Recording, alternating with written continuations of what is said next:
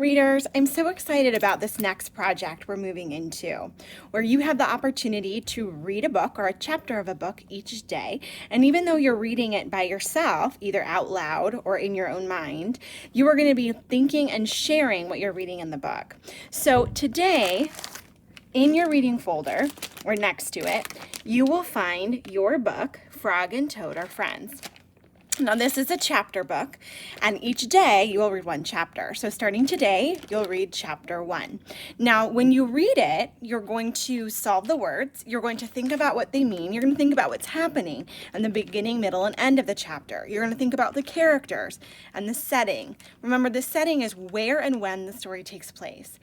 And as you think about it, you're going to have questions. You're going to imagine things in your brain. You might even think about the way the author wrote the story. You might think, oh, that was a cool way for the author to describe that, or that's a really fun picture that goes with that. And then you might even have ideas about what you would change about the chapter to make it better, or things you're still wondering, like, the author didn't talk about this. I wonder if that will come in the next chapter. You might even make guesses about what's coming in the next chapter. These are all things that readers do.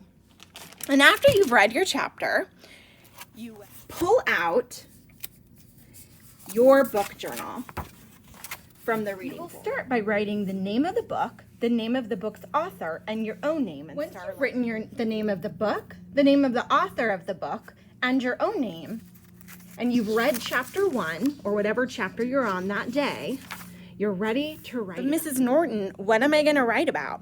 Great question, writers and readers.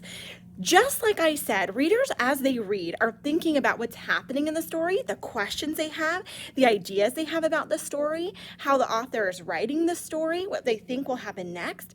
Those are the thoughts that you're going to share on those. Because we're adding to your book journal every day, notice that we start with the date every time we write something new. And we don't write the short version, we write the long version so we can practice that comma, which is a first grade standard.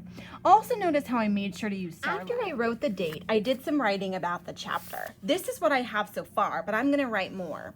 In chapter 1, we are introduced to the main characters, Mary and Dave. Now you can tell that I have a different book, not Frog and Toad. You will be writing about Frog and Toad.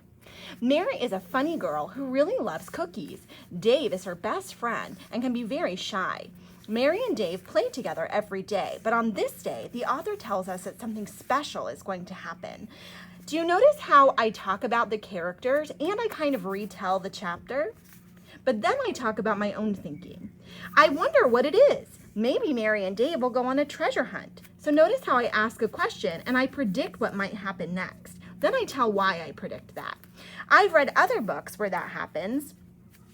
Then I talk about what I like so far. My favorite characters so far, is Dave because he is quiet like me.